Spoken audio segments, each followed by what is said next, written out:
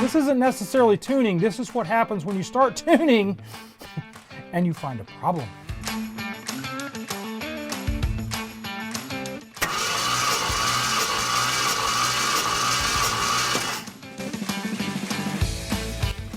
Well, that's not good at all. Yeah, see, we're up at 170 on number 2. And I'm going to go through and do that on all of these cylinders. All right, so what I'm going to do now is I'm going to see whether I've got a compression problem from a ring issue or a valve train problem. How I'm going to do that is I'm going to put a little bit of motor oil down inside the cylinder. If the compression comes up, that means we have a ring issue. If the compression stays the same, that means we have a valve train issue. I'm not going to put a lot in here, just a little bit.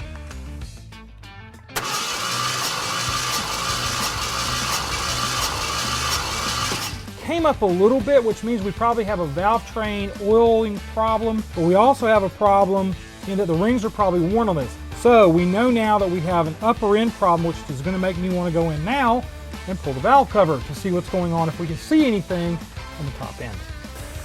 What's the long face? You know, I told you we needed to change out the exhaust manifolds on the F100. You started that project? We're going to have to.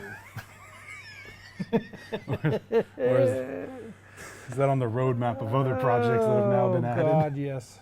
We have a problem. We have possibly a big problem. Okay, what's going on? Okay, Andrew and I on Wednesday were trying to shoot a Manic Mechanic episode. Okay. Right? And we're going to shoot a tuning episode. I don't want to tune the Galaxy because I don't like the fact that I'm not getting any rotation out of the push rods in the 390 in that car. Yep. Okay, they're not. The front two at least aren't rotating, and some of the other ones aren't, which tells me that we've got a problem in the valve train somewhere that I don't want to go from a problem to a cataclysmic problem. Yeah. Anytime you're not getting any rotation out of the push rods, the stuff's going to get hot and it's going to cause an issue, especially when you're trying to tune an engine. So I said, fine, the 390 runs, we'll move to the 390. Bearing in mind that Deanna had said, you know, and we had said too, that the tune on that one was kind of fading a little bit, that we needed to go back in and readdress. Yeah.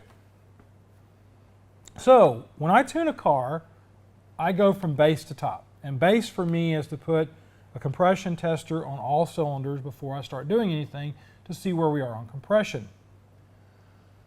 Immediately, because I always start at number 1 on a Ford and I move to number 8 on the other side. Immediately we had an issue because number 1 cylinder is at like 60 PSI. It's a little bit low. It's a lot low compared to where it should be and where it has been. Where it was. So it's not even where it was before. In the last few months since we did the compression check, the compression has dropped down to 60 PSI. Other cylinders are like 178, 170, 165. That's 1 through 4.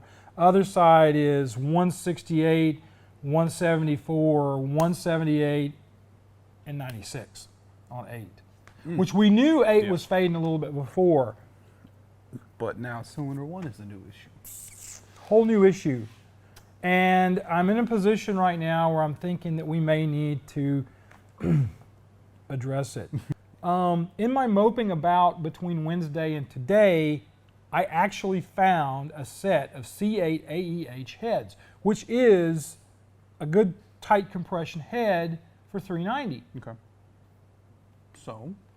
And they're all there. I mean, we've got the valves are in it, springs are on it. The guy took the heads off because the engine he had in this truck was making some kind of weird popping thing. So he just changed the heads out thinking it was the heads. It wasn't the heads, which tells me that aside from the rust damage that we're going to show you in just a minute when we pull the heads in here, Probably in good health. they're probably in decent health. Decent. I'm not going to say good. Let's call them decent. Used health. Just they're used health. So now I'm really in a quandary. Do we put heads on it, or do we pull the engine and find another engine? Because also, if we put heads on it, we still have cylinder walls that are mostly glazed, and rings that. Yeah, but it still runs like a scalded ape with good. Yeah, no, I mean, everything's running fine. Yeah. That truck's almost scary under Yeah. acceleration Yeah. now. No, it's good, but if we put heads on it, we're going to be right back in square one in probably the same amount of time that we thought it was going to last before, when we thought the compression would hold. What we're going to do next is we're going to kind of go in and do the last of these tests. We've shown you in the beginning how we did the compression test to start our tune that didn't work for Manic Mechanic, and now we're going to go in and actually see if we can figure out where the compression loss is. We'll get a leak down test. That'll tell us if it's coming out the rings, the cylinder walls, whatever. We're probably going to have some ring leakage, but I think Yes. most of it's going to be coming out through the valves. Yeah, we're hoping it's the valves. I put the bore scope down in there, and the bore scope on cylinder 1 didn't show me anything that made me go, well, we're done. Yeah, we don't see any scoring that would indicate something massively came apart in a short amount of time since we looked at it already. All right, so in an incredible moment of fate or divine providence, I'm going to call it divine providence, we found a set of C8 AEH heads in Aiken, and we got these two heads for $70 for the pair, which for a set of complete heads is pretty good. These are actually what would be considered a GT FE head because of the fact that they are basically the ones that were used on the 68 and 69 Ford Mustang GTs with the big block 390 in them. So there's the one thing that tells me that they're not those kind of heads is the port setup on them. I believe if I remember correctly, a friend of mine said that this place right here on the side of the heads where this bump is would have a whole board in it for the GT head.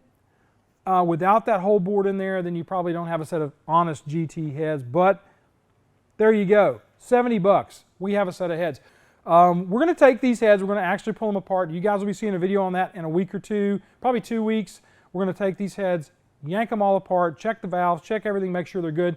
When I bought the heads from the guy said he pulled them off because he had a pinging problem in the engine, and when he changed the heads out to a different set of heads, it didn't make any difference. I know some of you guys are going to say something about the rust on these heads, but honestly, this is mostly surface stuff from where he had them sitting out. This is not a problem of a bad head gasket or anything like that. Everything looks pretty good. I don't see a problem with these so far. We've got two ways we're looking at going. Cam wants us to do the ancient Chinese method of getting a big piece of thick glass, some 300 grit paper, and sanding the surface of this head by hand. I might take the heads to CME, our place up in Johnston, and have them just go over the heads, possibly do something similar to that with a more techie type machine. I haven't done any kind of straight edge or anything to check the head. I figured at $70, these would just make a really great boat anchor if nothing else. All right, so we have our leak down tester, and Jeff has already pulled the plugs out and pulled the valve cover off. So looking at the valves, our exhaust valve is open, intake valve is shut, so we are coming up to intake compression.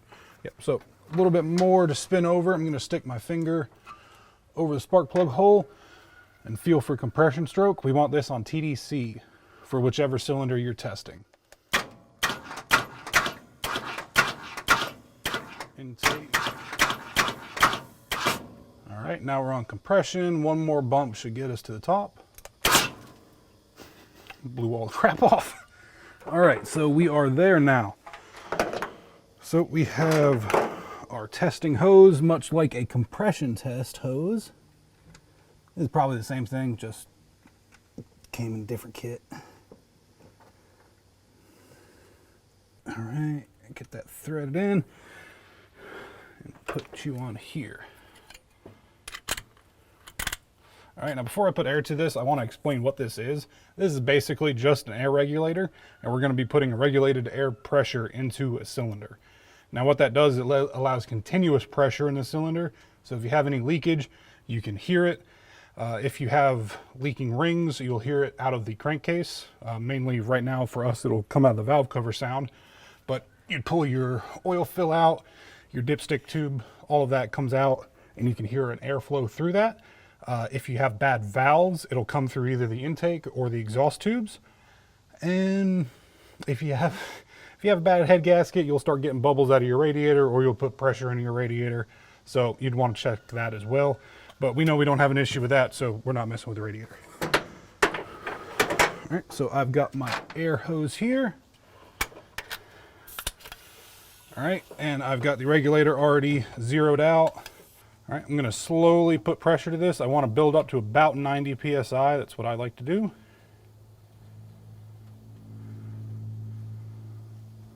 All right. Let's see, we're at 10. got 30 to it.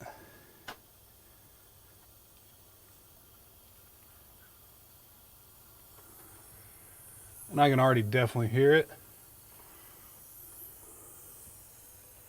And always make sure that it's not the tool itself. Okay, so I'm just cranking it up. I'm gonna leave it at 60 because it's not holding more than 25 anyway. All right, so next you just go around, wait for the compressor to stop running, and listen to where your air leak is coming from.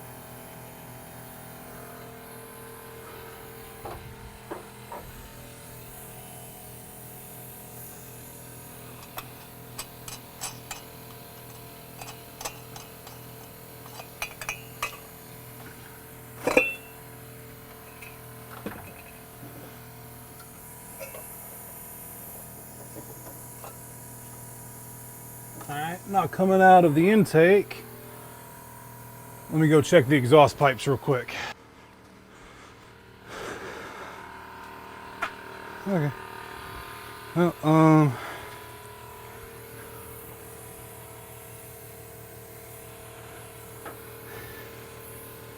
say rings. Huh? I'd say rings at this point. Really? No, I just saw the gauge just losing pressure immediately, not almost.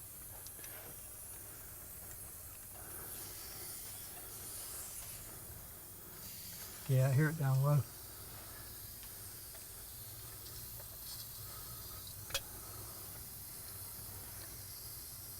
Yeah, I think it's coming through crankcase. Let me check the dipstick over here.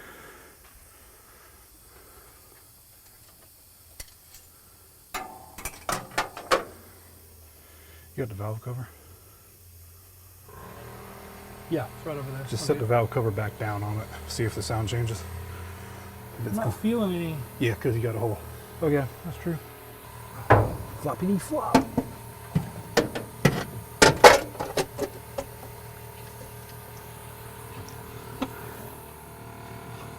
I don't know, Still man. in it.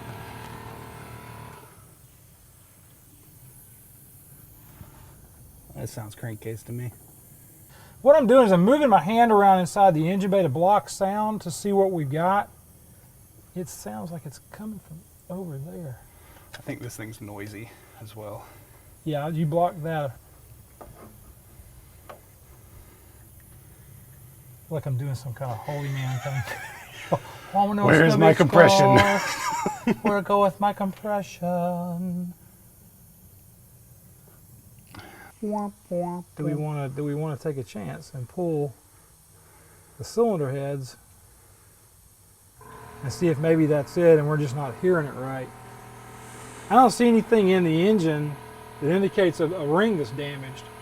I put the cylinder thing down inside there, didn't make any, I didn't see anything that looked like it had a score in the cylinder wall. Could have a broken ring. Not score the wall. True. I mean, the 300 I just pulled apart had 2 of them. No scoring. That's if it's coming out of the intake, you hear it, and especially a carburetor, you'll feel. Yeah, you would. You'd feel it, especially 80 psi. Yeah. And it's only holding 10 now. That's a bad ring break then. Yeah. That'd be horrible. You would think that would score it. Let's go and unplug all that crap and talk about it sitting on the bench. All right. Doo-doo. I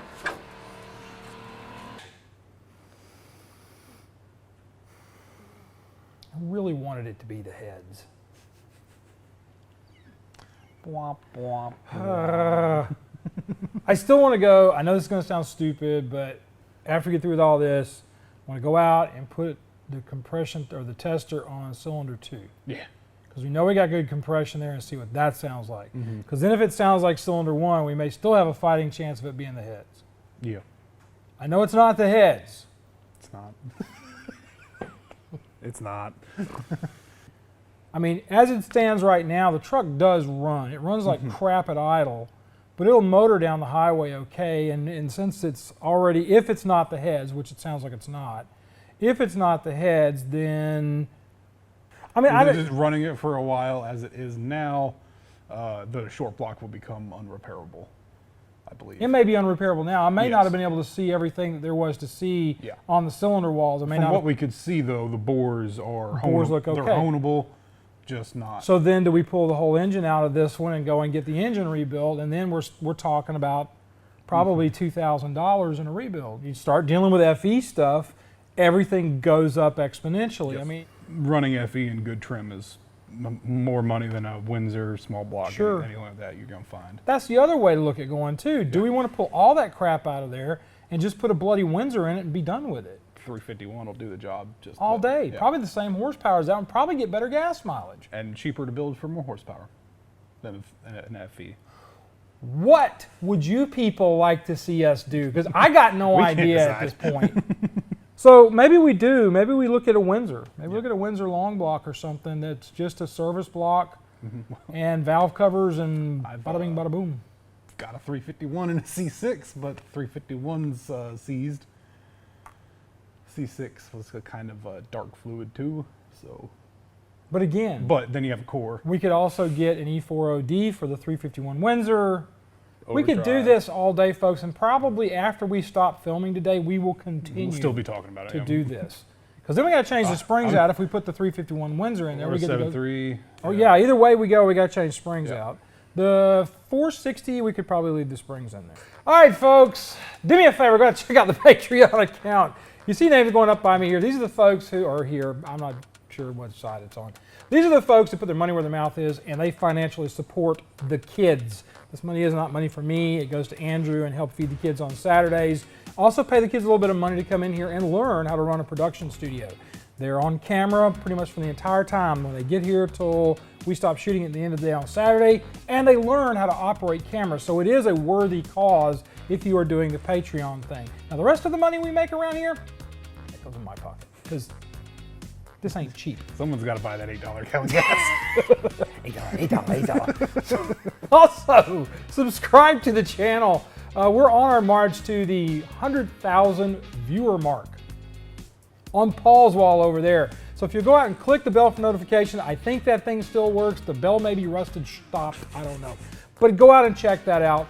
And finally, do me the favor, be kind to each other, love each other, treat each other nice. You guys have a great week, and we'll see you next time on Auto Resto Mod. No video next week. I'm taking a week off. After this, I need it. I got to recover from what may be, what is it, the thing from the Tiger show where he says, I might not financially recover from this. You know, I may not financially recover from this. definitely not after I finish sending all the marketplace ads on Friday night. Oh my gosh. I don't know what to do. I really don't. I think Windsor may be our best bet. I think Windsor's going to be the cheapest one. Well, at least look at the bright side. At least we got a nice set of valve covers for the Galaxy now. Yeah. Another set of heads to work with, too. Heads. We can afford to piss out of these. You got a core engine. I got a core engine to build now, too. See, it's all coming together. You know what? 460. I think you have Bill's the got a Windsor. same. The O-Team may come back. Well, at least part of it. The other part of it's talking to Jesus right now. So. He's just going to be cussing you.